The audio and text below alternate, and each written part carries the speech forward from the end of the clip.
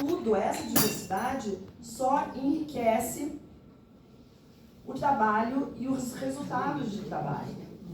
E aí eu queria entrar aqui numa questão que eu acho importante, que eu falei um pouco, né, que a mulher acaba mudando a roupa e tal, porque essa coisa de se vestir é uma coisa muito que eu vivi, inclusive. Quem das mulheres aqui tem um terninho?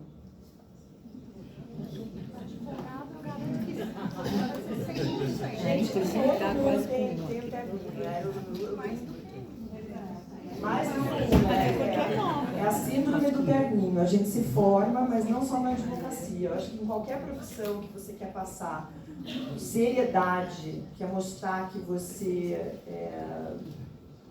não quer que a sua roupa seja analisada, você vai lá e mete um terninho. E eu vou contar, vou dividir com vocês, porque eu também tive um terninho. Acho que hoje eu não tenho. Não, hoje eu tenho terno de linho, sabe? Rio de Janeiro, aquela coisa, mas é uma outra vibe. Cores escuras, então, vou chegar lá. Quando eu comecei a trabalhar na Folha de São Paulo como repórter, hoje eu sou colunista da Folha, mas eu não trabalho exclusivamente nada. Eu escrevo para o jornal, sou colunista há 12 anos, mas eu fui trabalhar como repórter, muito jovem, no século passado ainda. Gente, o tempo passa muito, muito rápido. E eu, muito menina, trabalhando lá com meus vestidinhos, a minha roupinha, meu sapatinho que combinava com a bolsa. Numa época que os jornalistas eram uma coisa meio bicho grilo. Rapidamente, um jornalista que é conhecido, vocês não vou falar o nome deles, não vou entregar, não vou falar o nome dele, não vou entregar, até porque a gente é muito amigo e hoje eu tenho certeza que ele não faria isso, mas ele me apelidou de Patricinha de Beverly Hills. Que parecia muito simpático, engraçado, eu achava divertido aquilo, mas rapidamente eu comecei a perceber que eu estava sendo julgada, não pelo meu trabalho, mas pelo jeito que eu me vestia, pelo jeito que eu usava o cabelo, pela maquiagem que eu usava. E eu era uma repórter super experiente, que cobria a saúde, ou seja, eu entrevistava médicos, cientistas, eu lia pesquisas do mundo todo, interpretava pesquisas, eu frequentava congresso, viajava para o congresso, mas o meu apelido era Patricinha de Beverly Hills. E isso começou a me incomodar tanto que eu entendi que para o meu trabalho aparecer, eu tinha que ficar invisível como mulher. E primeiro foi a mudança de cor. Comecei a usar tudo preto, calça preta, camisa preta, ou camiseta preta, sapato preto, cinto preto, bolsa preta, porque daí comecei a prender o cabelo, porque eu queria ficar invisível. Invisível nesse sentido, né? Invisível daquele jeito que eu era. E fui anulando essas características que eram minhas, porque moda, roupa, faz parte da nossa personalidade. É o que a gente é o que a gente quer comunicar. E eu já não queria comunicar nada, eu queria que as pessoas lessem o que eu escrevia e não olhar para isso. Nessa época eu queria muito trabalhar em Brasília, eu queria fazer política, e acabei não indo porque também tive um homem que decidiu uma vez, vou falar rapidamente disso, mas é uma coisa que eu acho que ainda acontece, a Folha tinha um recrutamento interno para as vagas que apareciam, e apareceu uma vaga para política em Brasília, para ser repórter de política. E eu fiz jornalismo porque eu queria ser jornalista de política, gostava de política, desde muito nova. Eu lia revista, lia jornal, era uma realidade que era para mim. E eu participei daquele processo seletivo, fiz a prova, fiz 2 provas, fui para a entrevista e na entrevista escolheram outra pessoa. E um dia, alguns anos depois, eu encontrei esse editor e falei, eu fui tão mal naquele teste, né? Ele olhou para mim e falou assim, Maria, você não queria trabalhar em Brasília, né? Que lugar chato, com aquelas pessoas... Você aqui com essa vida. Na época eu dei risada. Anos depois, eu entendi isso que foi uma violência. Eu tive uma pessoa decidindo sobre a minha vida, sobre a minha carreira, sobre o caminho que eu ia seguir. E assim, eu tentei, já tratei isso muito na análise, minimizei muito, entendi que eu acabei percorrendo um outro caminho, e escrevi muito, ainda escrevo sobre política, cada vez mais sobre esses aspectos que têm a ver com o universo feminino. Eu já escrevi, enfim, daquela política mais crua, mas acabou que essa escolha não foi uma escolha minha, foi uma escolha feita por uma outra pessoa, por um homem. Agora, a gente perdi aqui, meu Deus, aí a tecnologia. Agora, eu quero continuar falando uma coisa da roupa, porque eu acho que talvez algumas mulheres se identifiquem com essa história que eu vou contar. Porque eu já, nesse meu momento emo, que eu só me vestia de preto, para tudo que é lado, eu tive uma entrevista, eu fui fazer uma entrevista com o presidente de uma das maiores empresas brasileiras. Ela ainda é uma das maiores empresas brasileiras, mas ele morreu, que o diabo o carregue. E eu me lembro exatamente, gente, não lembro que eu almocei hoje, mas eu me lembro exatamente da roupa que eu estava usando nesse dia. Eu estava de um terninho cinza chumbo, uma camisa preta, terninho também, tinha terninho, de lã, ainda com frio, aqui em São Paulo, uma camisa preta e uma bota preta. Já era o segundo encontro para essa entrevista, porque eu estava fazendo o perfil desse presidente dessa empresa, e na primeira entrevista o fotógrafo ficou junto, o assessor de imprensa ficou junto.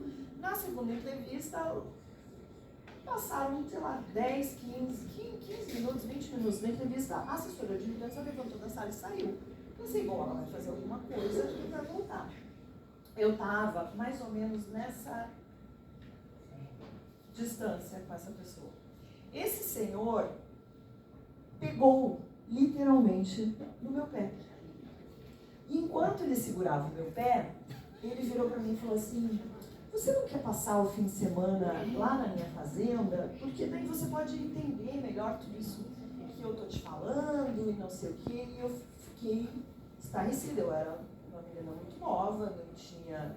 A gente não falava desse vocabulário todo, né, que eu falei aqui no começo, que hoje as meninas têm, para entender essa educação feminista que as meninas têm hoje, para entender certas situações que a gente vive. Mas aquele dia, desde então, agora cada vez que eu vejo, né, as pessoas discutindo com que roupa aquela mulher estava quando ela foi vítima de alguma coisa, eu sempre me lembro, eu já tratei muito na terapia isso também, mas eu sempre me lembro desse dia, que não importa a roupa. Então eu estava lá com meu terninho preto, de bota coberta, com uma camisa fechada até aqui, e ainda assim aquele sujeito, aquele senhor, presidente de uma das maiores, muito conhecido, presidente de uma das maiores empresas do Brasil, fez isso. E ficou ligando, pegou meu telefone com a assessora de imprensa, ficou me ligando, meu namorado já queria... Mas esse é o tipo de coisa que as mulheres acabam adaptando no... Ó, deixei até o arquivo. Acabam adaptando no jeito que...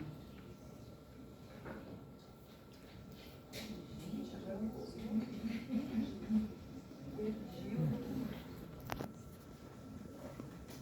Nossa vida como mulher. Quantas vezes a gente não ouve coisas como a que você ouviu? Eu, recentemente, todos aqui me conhecem, né, muito... tive um período que eu passei 3 anos fora, e foi um período que a primeira coisa que me falavam era: mas como assim? Eu fiquei em Princeton, perto de Nova York. Eu ia e voltava, e as pessoas falavam: e o seu filho? Vai ficar com quem? Com o pai, gente. Eu sou casada, meu filho tem 11 anos, tem um pai, e ele é plenamente capaz de cuidar do meu filho. Isso é constante. Mas né? as crianças não têm pai. Não tem. Os filhos de mulheres executivas, profissionais liberais, parece que não têm pais. Parece que elas sempre fizeram uma profissão independente.